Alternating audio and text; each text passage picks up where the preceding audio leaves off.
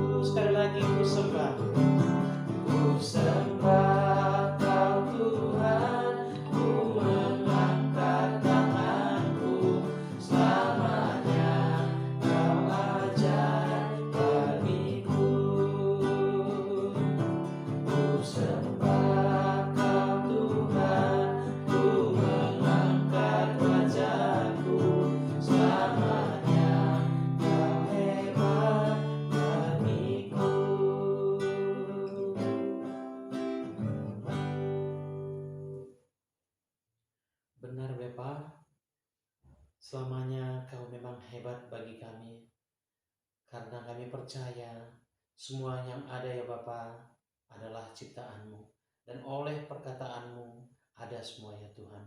Terima kasih kami mengucap syukur hadirat Tuhan yang Maha Kudus, di mana kami rasakan penyertaan Tuhan tetap hadir atas kami, keluarga kami, anak-anak kami ya Bapa, beberapa kami, sahabat kami dimanapun saat ini berada ya Bapa. Tuhan, sebentar kami akan mendengar kebenaran firman Tuhan, membaca kebenaran firman Tuhan. Kiranya Tuhan hadir di tengah-tengah kami, memberikan pencerahan bagi kami, sehingga setiap firman yang kami baca dan kami dengar, kami dapat mengerti dan memahaminya ya Bapa, sehingga dapat kami menjadikan firman itu kami jadikan menjadi rema di dalam kehidupan kami hari lepas hari. Di atas semuanya Bapa, ampunkan kami atas segala pelanggaran, salah dan dosa kami, agar kami tetap layak menjadi anak-Mu. Di dalam nama Tuhan kami Yesus Kristus penebus kami telah berdoa dan mengucap syukur. Amin. Amin. Mari kita buka Alkitab kita. Untuk pembacaan yang pertama yaitu dari Perjanjian Lama, Imamat 6 ya. Imamat 6. Tuhan berfirman kepada Musa, apabila seseorang berbuat dosa dan berubah setia terhadap Tuhan dan memungkiri terhadap sesamanya barang yang dipercayakan kepadanya, atau barang yang diserahkan kepadanya, atau barang yang dirampasnya, atau apabila ia telah melakukan pemerasan atas sesamanya, atau bila ia menemui barang hilang dan memungkirinya, dan ia bersumpah dusta dalam perkara apapun yang diperbuat seseorang sehingga ia berdosa. Apabila dengan demikian ia berbuat dosa dan bersalah, maka haruslah ia memulangkan barang yang telah dirampasnya, atau yang telah diperasnya, atau yang telah dipercayakan kepadanya, atau barang hilang yang ditemuinya itu, atau segala sesuatu yang dimungkirinya dengan bersumpah dusta. Haruslah ia membayar gantinya sepenuhnya dengan menambah 1/5. Haruslah ia menyerahkannya kepada pemiliknya pada hari ia mempersembahkan korban penebus salahnya.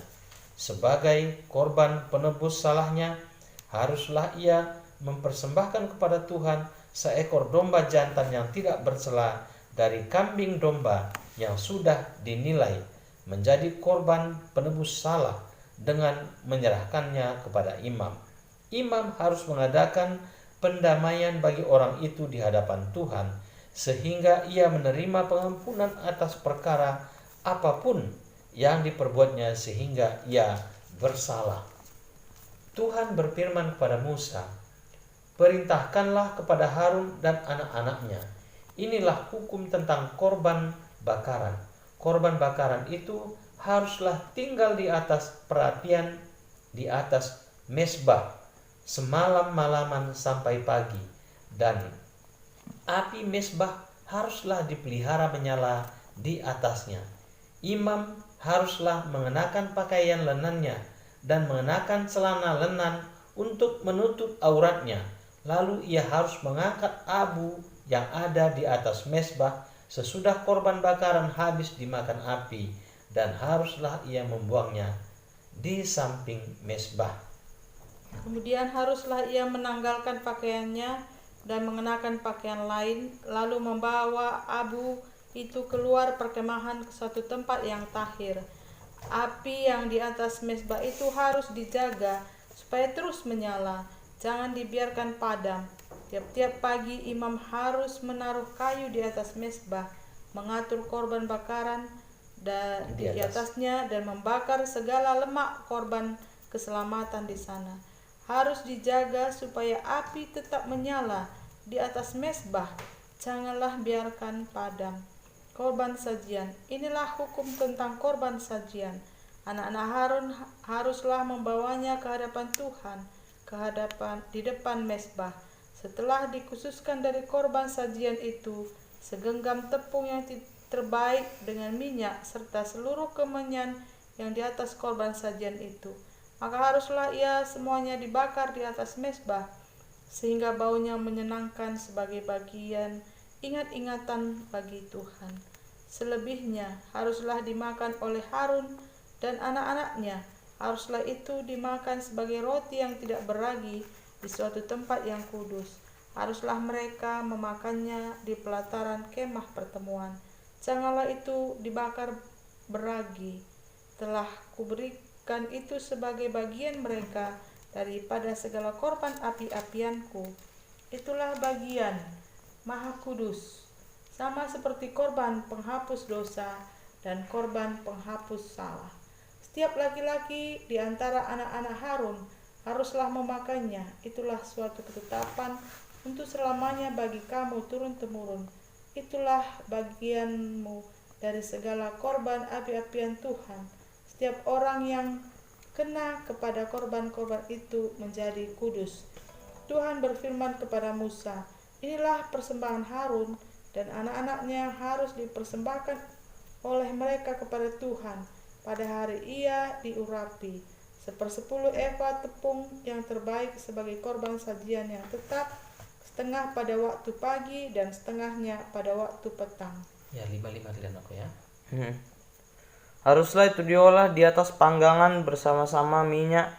Setelah teraduk, haruslah engkau membawanya dan mempersembahkannya sebagai korban sajian, sesudah dibakar dan berpotong-potong, sebagai bau yang menyenangkan bagi Tuhan.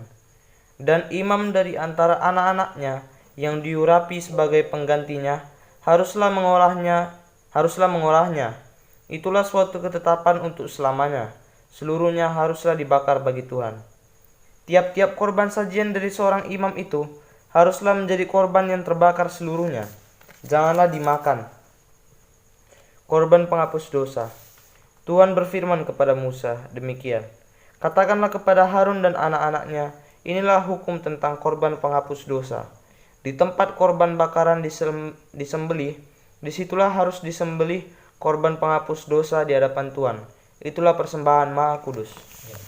Imam yang mempersembahkan korban penghapus dosa itulah yang harus memakannya. Haruslah itu dimakan di suatu tempat yang kudus di pelataran kemah pertemuan. Setiap orang yang kena kepada daging korban itu menjadi kudus. Dan bila darahnya ada yang terpercik kepada suatu pakaian, haruslah engkau mencuci pakaian itu di suatu tempat yang kudus. Dan belanga tanah tempat korban itu dimasak haruslah dipecahkan. Dan jikalau dimasak di dalam belanga tembaga, haruslah belanga itu digosok dan dibasuh dengan air. Setiap laki-laki di antara para imam haruslah memakannya. Itulah persembahan Maha Kudus.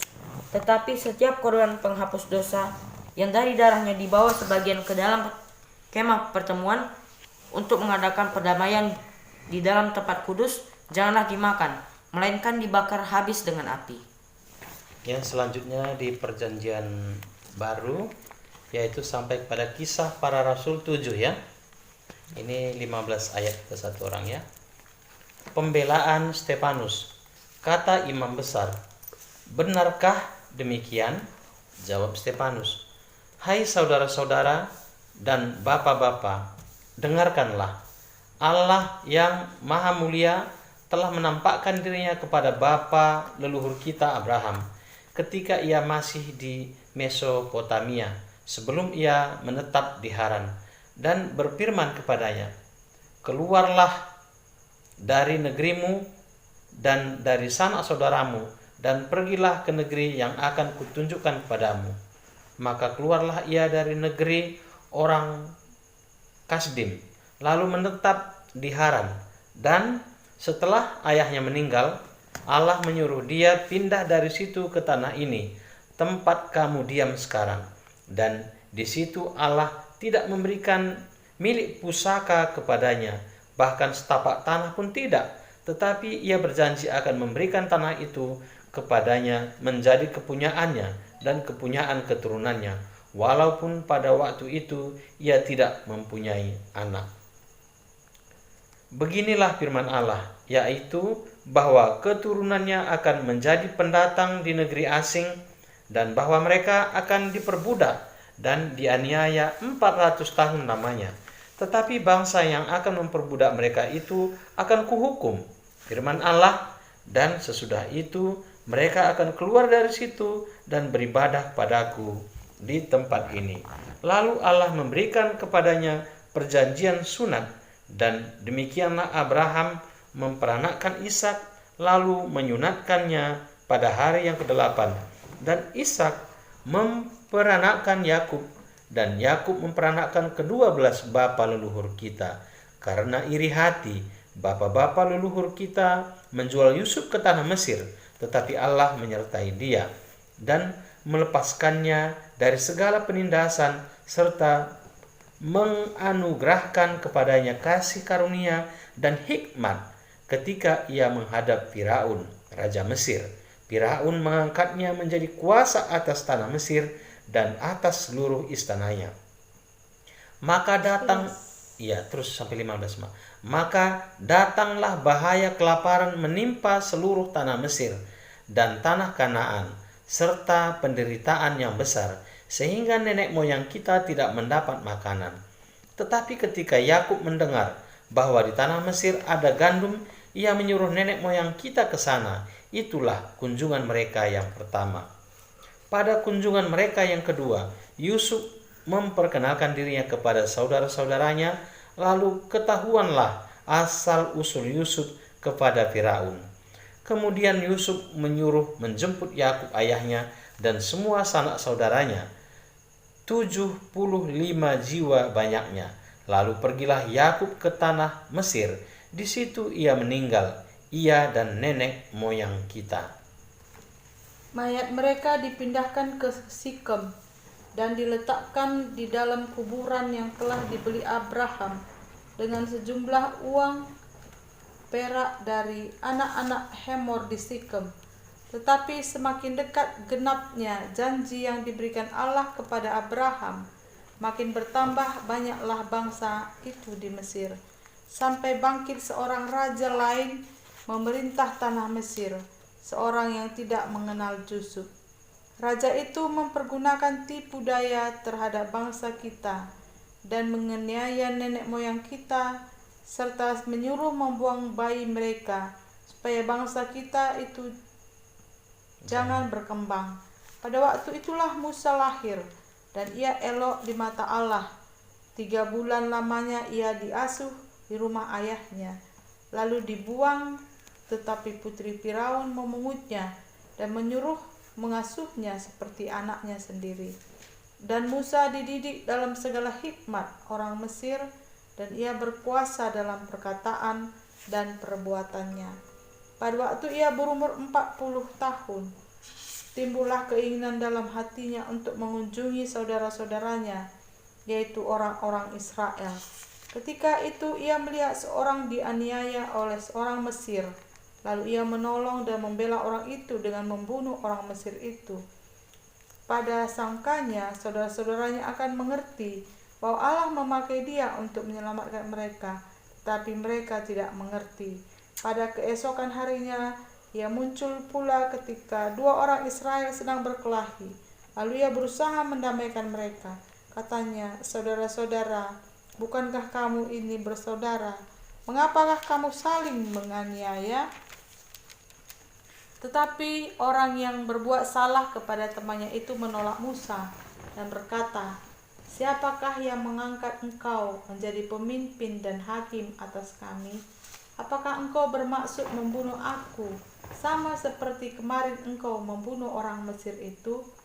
Mendengar perkataan itu, larilah Musa dan hidup sebagai pendatang di tanah Midian.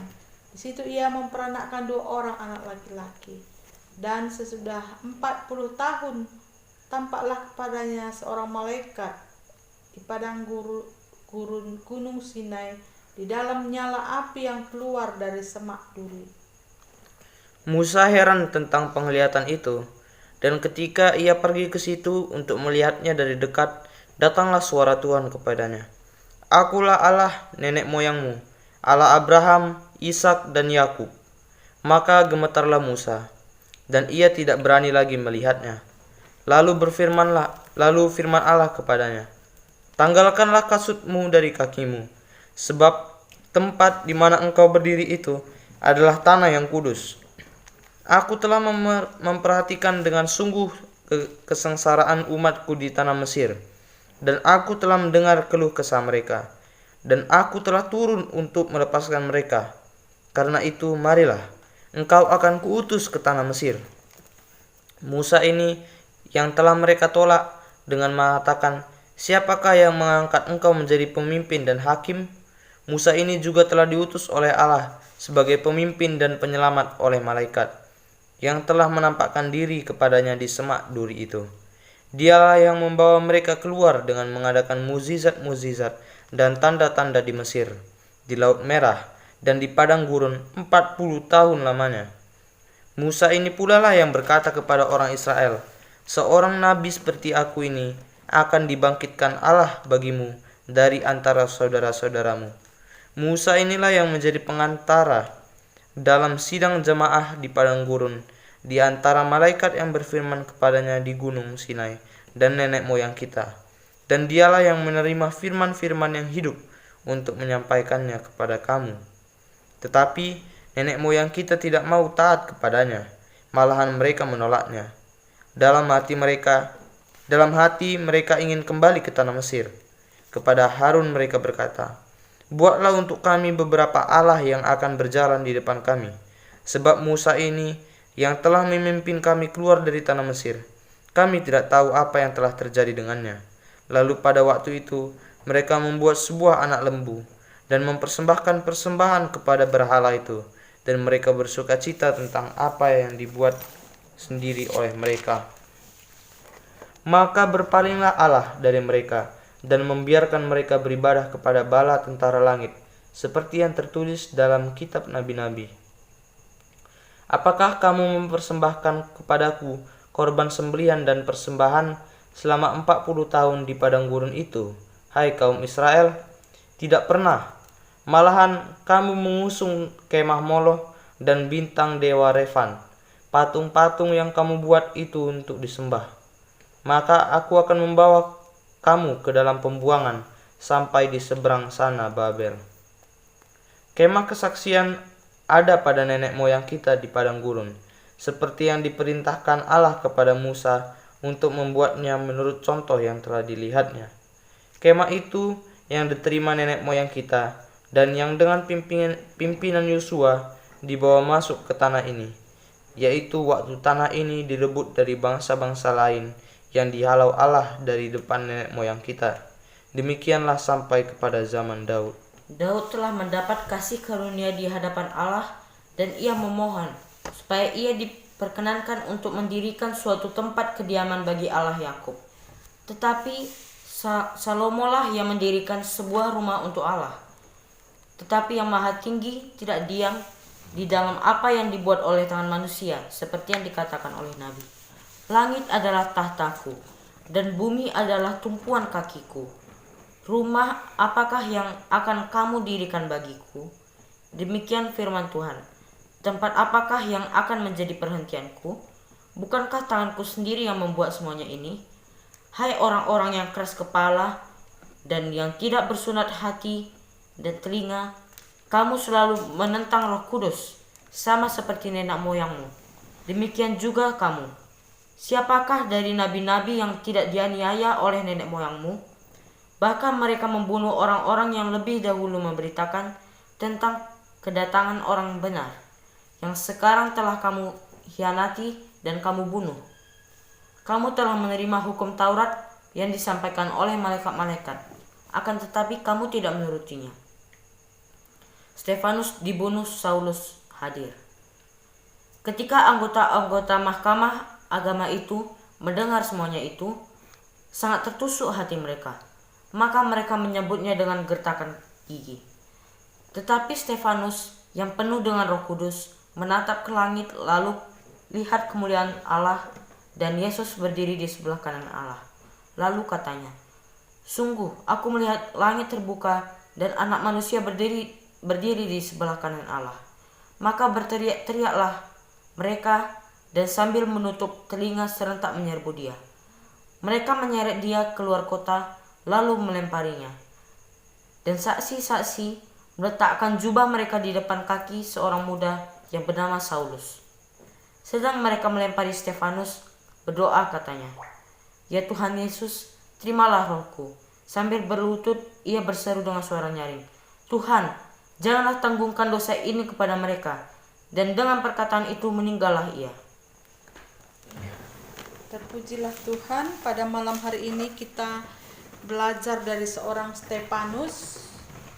Ya, dikatakan pada kita hari ini membaca pasal 7 dan pasal 6 dikatakan bahwa Stefanus ketika dipilih, dia adalah orang yang penuh iman dan penuh roh.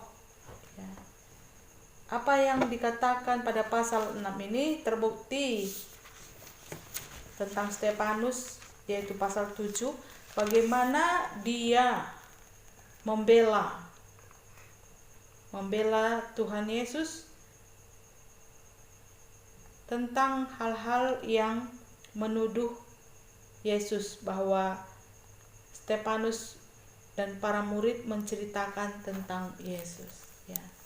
Kita melihat di sini bahwa pada pasal 7 betul-betul memang Stefanus inilah orang yang penuh iman dan penuh roh.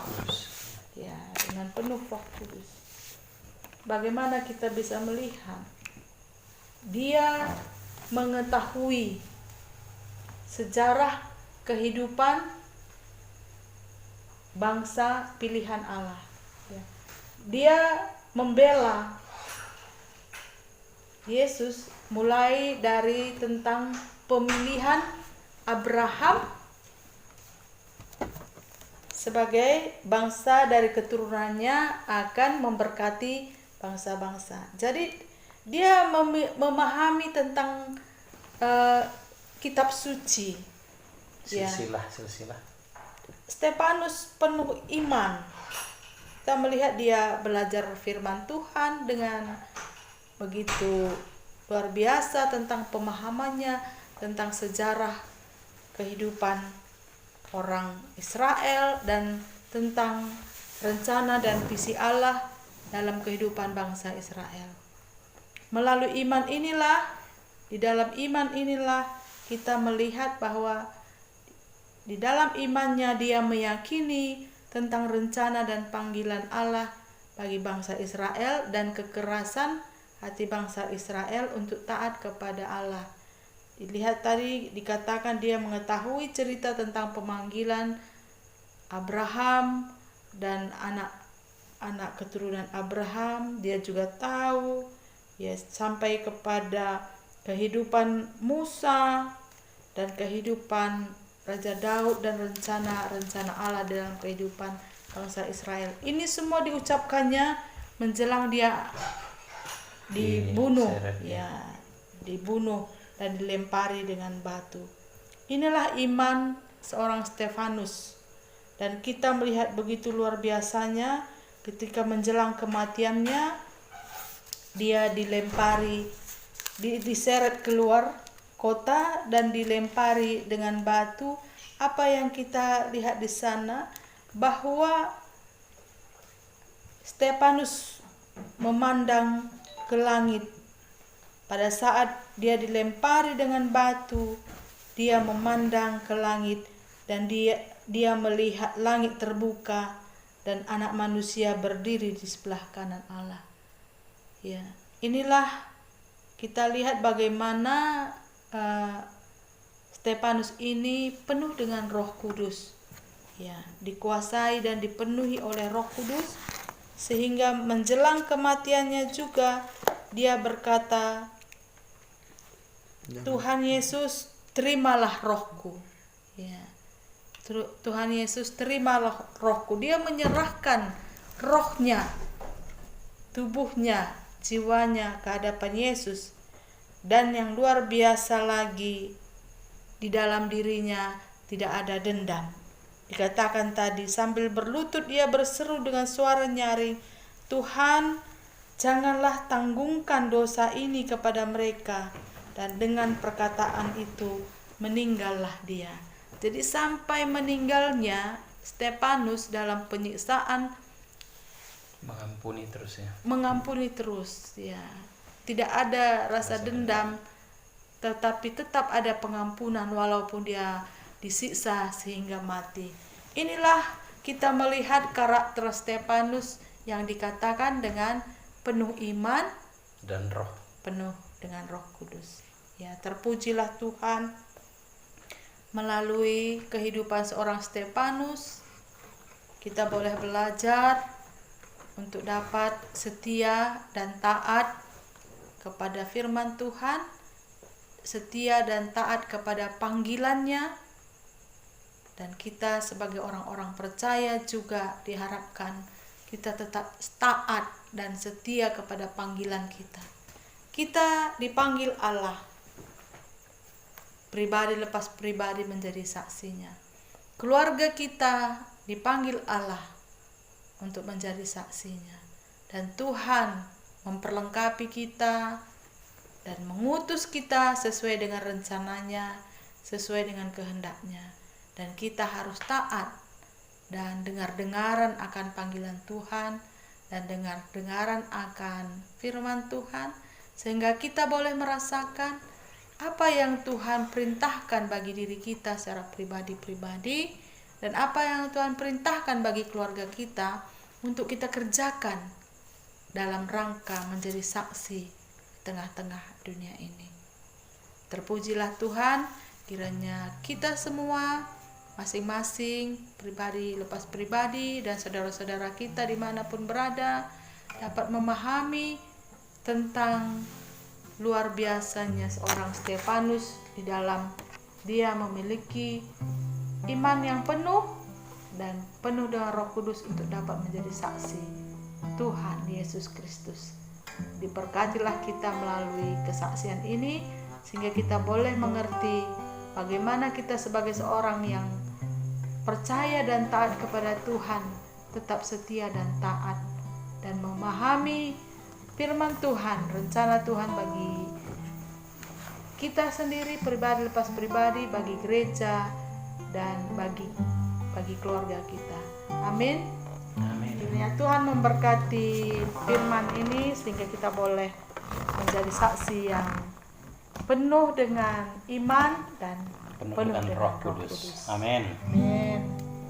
Sebelum kita masuk dalam doa syafaat, kita angkat pujian kita, arti kehadiran-Mu. Besarkan segenap.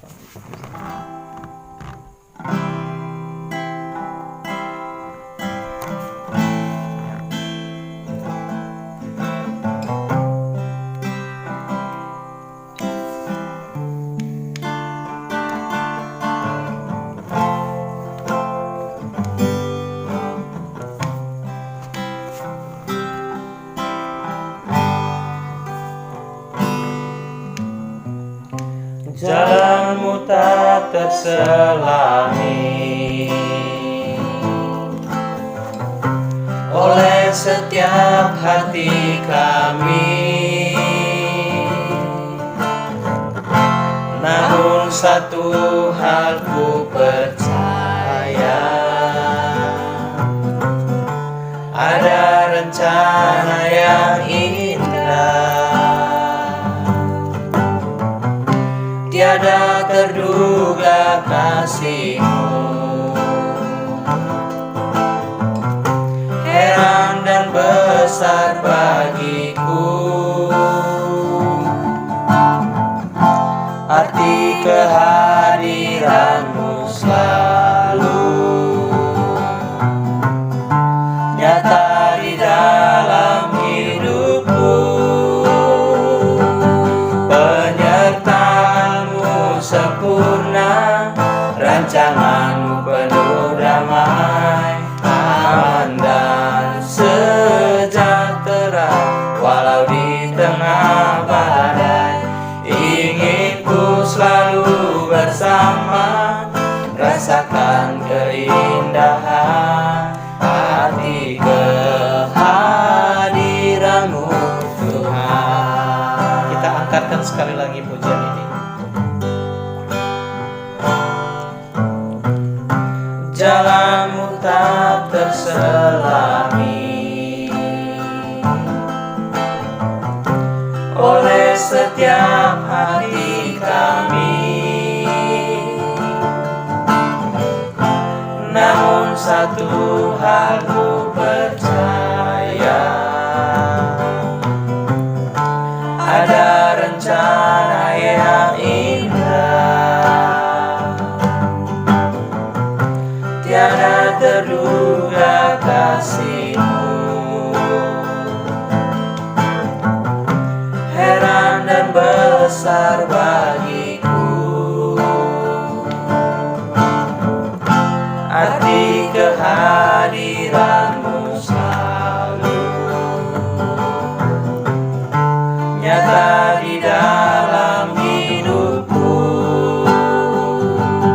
Penyertaan-Mu sempurna, rancangan-Mu penuh damai, aman dan sejahtera walau di tengah badai.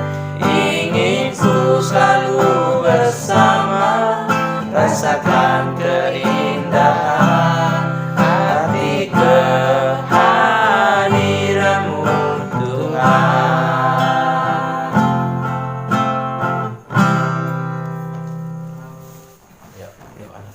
Mari kita bersatu dalam doa. Ya Allah Bapa kami yang bertata di dalam kerajaan surga, Yesus dan juga Roh Kudus Tuhan kami. Terima kasih ya Bapa, karena Engkau masih memberkati kami dan masih memberikan nafas kehidupan kepada kami hingga pada saat ini.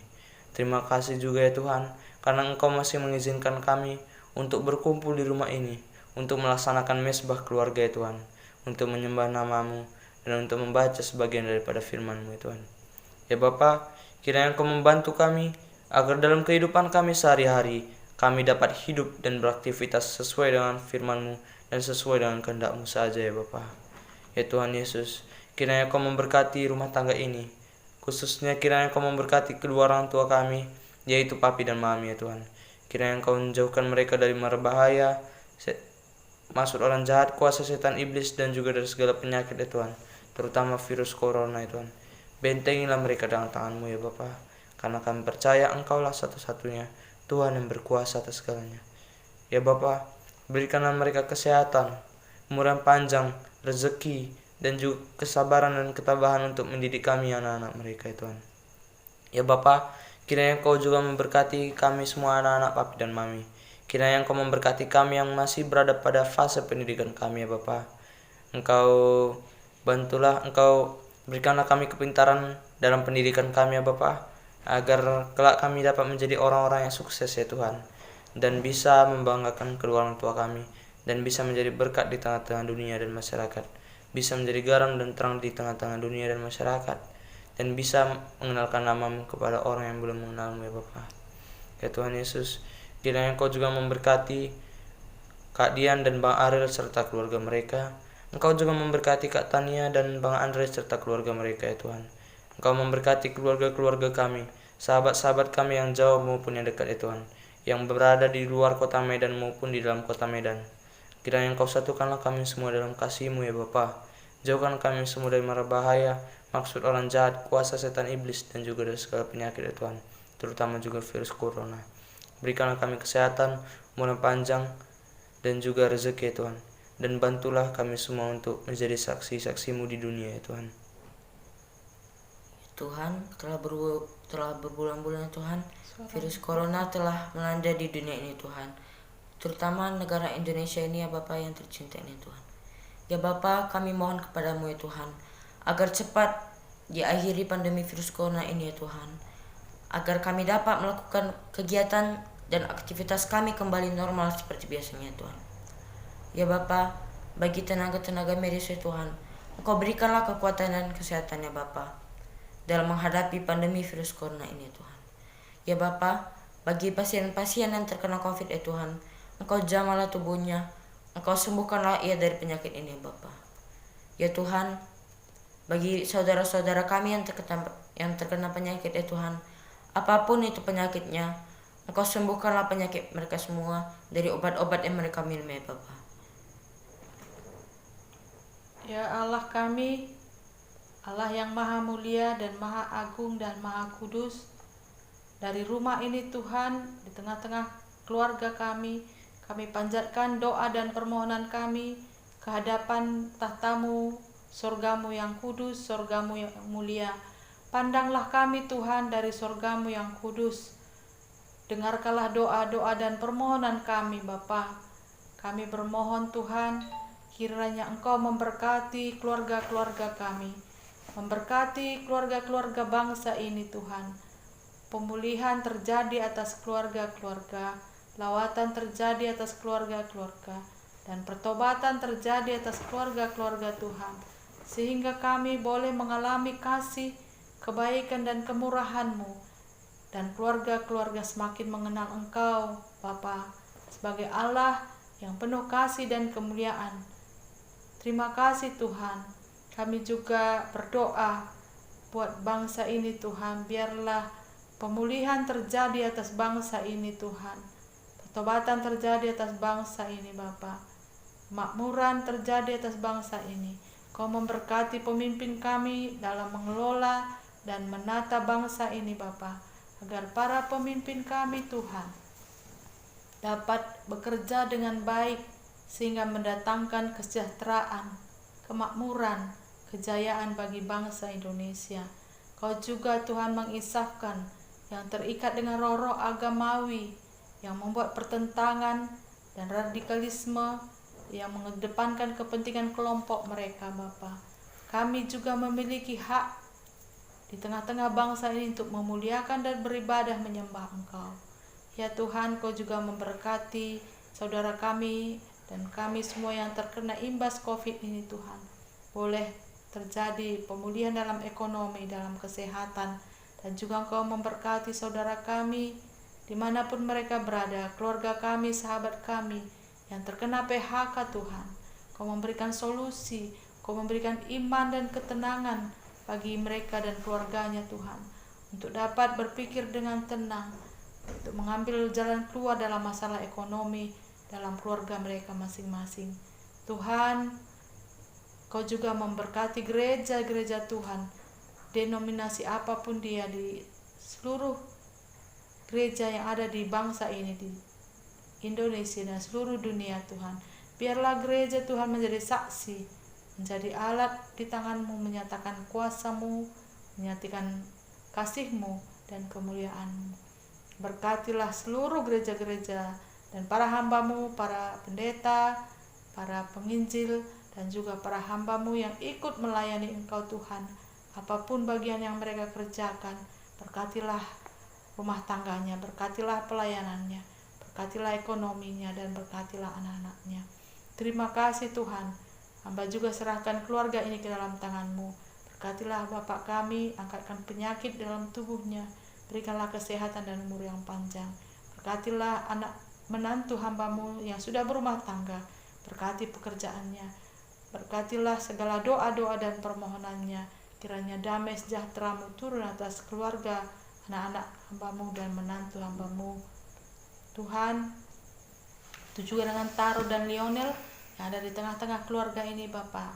Masa depan anak-anak kedua putra kami ini ada di tangan-Mu. Berikanlah kepintaran, berikanlah hati yang takut akan Tuhan, berikanlah hati yang mengasihi sesama mereka Bapa, sehingga terpuji dan termulialah nama-Mu melalui seluruh anak-anak hamba-Mu. Sebentar kami akan istirahat Tuhan, Kau menyertai kami, istirahat kami, tidur kami malam ini, dan bangun besok pagi dalam keadaan sehat dan damai sejahtera Tuhan. Kau sempurnakan doa kami, karena kami datang di dalam satu nama, Yesus Tuhan kami yang hidup. Amin. Amin.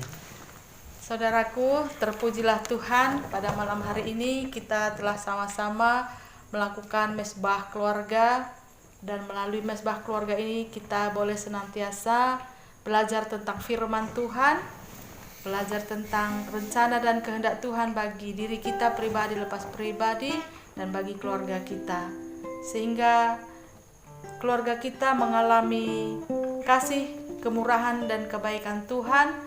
Dan jika keluarga kita kuat, kota kuat dan negara kita akan kuat. Terpujilah Tuhan melalui firman-Nya, dan kita senantiasa memiliki kasih, ketaatan dan kesetiaan kepada Tuhan. Amin. Amin. Terima kasih. God bless you. Shalom. Shalom. Shalom. Selamat malam.